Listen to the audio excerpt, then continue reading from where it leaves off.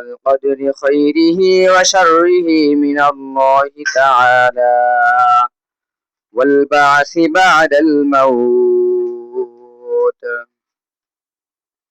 ষাটটি জিনিসের উপর ঈমান আনিতে হইবে। প্রথমে ঈমান আনিলাম আল্লাহ তাআলার উপর। প্রথমে কার উপর ঈমান আনিলাম? আল্লাহ তাআলার উপর। দ্বিতীয়ত ঈমান আনিলাম তাহার ফেরেশতাগণের উপর।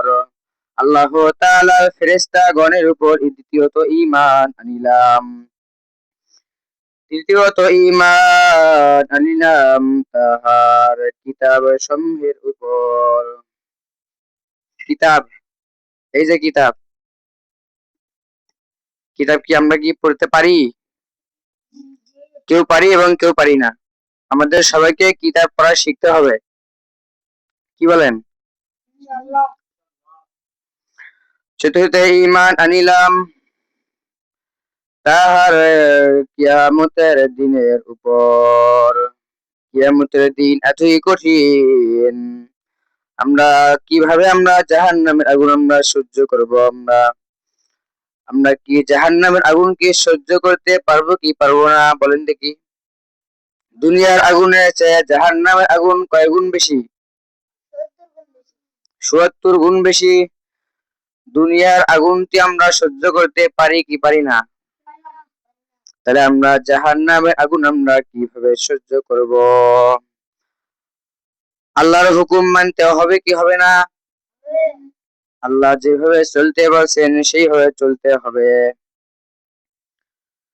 পঞ্চমে ঈমান আনিলাম তাহার কিতাব সমূহের উপর। ষষ্ঠমে ঈমান আনিলাম ভালো মন্দ তাকদীরের উপর। ভালো মন্দ চলতে হবে। আল্লাহ তাআলার ৭টি জিনিসের উপর ঈমান আনিতে হবে। কয়টি হলো? ৬টি। সপ্তমে ঈমান আনিলাম পুনরায় জীবিত হওয়ার উপর। আমরা জীবিত আছি, আমাদের ডাক কখন আসবে আমরা কেউ জানি না। আল্লাহু আলিমুম বিযাতিস সুদূর। আল্লাহ তো অন্তর্যামী, আল্লাহ ছাড়া আমরা তো কেউ কারো মনের খবর জানি না। না আপনারা কেউ জানেন? আল্লাহ তাআলা পরম দয়ালু। আল্লাহর নামে সবকিছু শুরু করব এবং শেষ করব। আল্লাহ তাআলা আমাদের সবাইকে কবুল আর মঞ্জুর করে নেন। তাহলে আমাদের কয়টি জিনিসের উপর ঈমান আনতে হইবে? কি কি? প্রথমে ঈমান আনিলাম আল্লাহ তাআলার উপর। দ্বিতীয়ত ঈমান আনিলাম তাহার ফেরেশতাগণের উপর। তৃতীয়ত ঈমান আনিলাম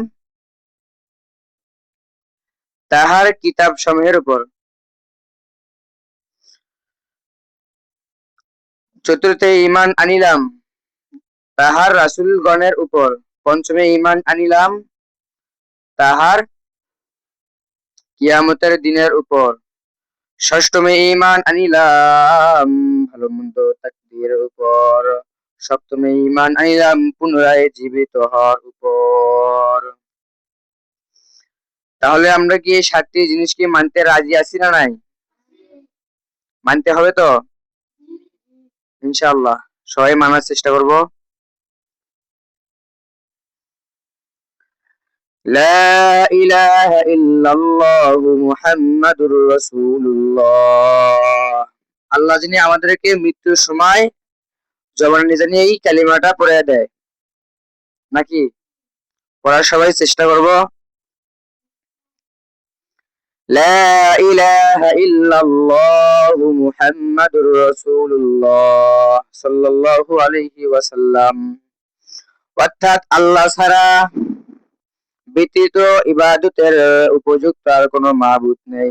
আল্লাহ ছাড়া কোনো কি মাবুদ আছে না নাই? আর কোনো মাবুদ নাই। হযরত মুহাম্মদ সাল্লাল্লাহু আলাইহি ওয়াসাল্লাম আল্লাহ তাআলার বান্দা ও রাসূল। ঠিক না ভাই? ঠিক। হযরত মুহাম্মদ সাল্লাল্লাহু আলাইহি ওয়াসাল্লাম আল্লাহর কি বান্দা ও রাসূল। এটা কালিমা তৈয়বা, কালিমা শাহাদাত, আশহাদু আল্লা ইলাহা ইল্লাল্লাহু